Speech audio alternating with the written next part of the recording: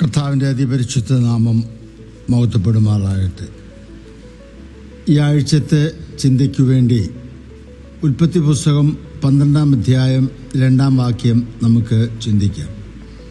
ഞാൻ നിന്നെ വലിയൊരു ജാതിയാക്കും, നിന്നെ അനുഗ്രഹിച്ച് നിന്റെ പേർ വലുതാക്കും, നീ ഒരു അനുഗ്രഹം ആയിരിക്കും.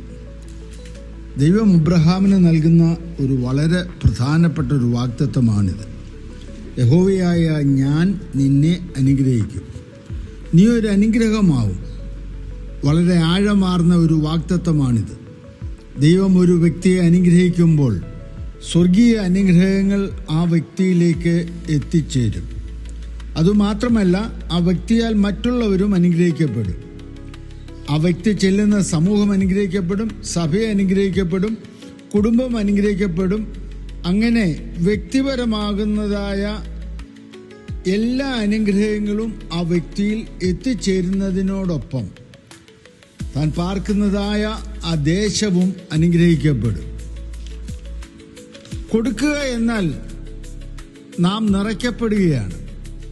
നമ്മിൽ നിന്നും എത്രത്തോളം അനുഗ്രഹത്തിന്റെ പ്രസരണം മറ്റുള്ളവരിലേക്ക് എത്തിച്ചേരുന്നുവോ അത്രത്തോളം നാം വീണ്ടും വീണ്ടും അനുഗ്രഹിക്കപ്പെടും.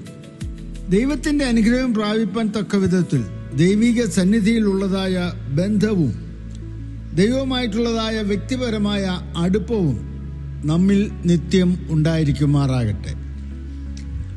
നാം പ്രാപിച്ചതായ വാഗ്ദത്ത നിവൃത്തിയിലേക്ക് വിശ്വാസത്തോടെ നമുക്ക് കാത്തിരിക്കാം.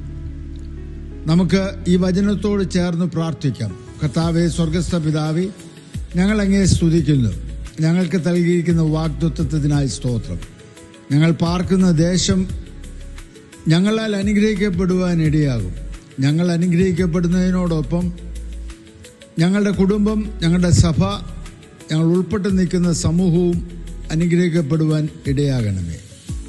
അങ്ങനെ ഞങ്ങളെ അനുഗ്രഹിച്ചിരിക്കുന്നതിനായി സ്തോത്രം. യേശുക്രിസ്തുവിന്റെ നാമത്തിൽ തന്നെ ആമേൻ.